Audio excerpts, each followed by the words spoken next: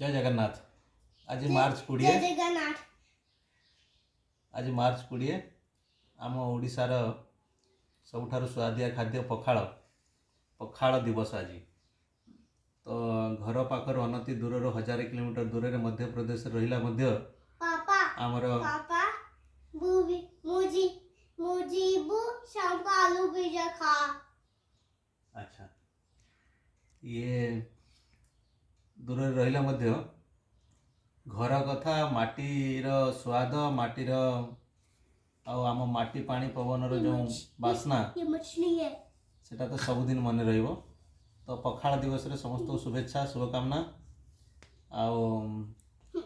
आमर सब होइछि आज पखाल काकुड़ी आलू चटणी माछटा आछि स्पेशल माछटा आछि प्रद्युन माई के घर। तो ये या को भी शिखा जाउछि ये भी टिके शिखु से चलछि। जय जगन्नाथ। हम उड़िया खाद्य बाबू ये खाना पड़ता है ठीक है। जगन्नाथ मंदिर में आप तुरानी खाते हैं ना टंग तुरानी टेस्टी है ना। हाँ। Good very good. थोड़ा दिखा दे। बोलो जय जगन्नाथ। जय जगन्नाथ। वंदे उत्कल जननी। वंदे उत्कल जननी। गुड।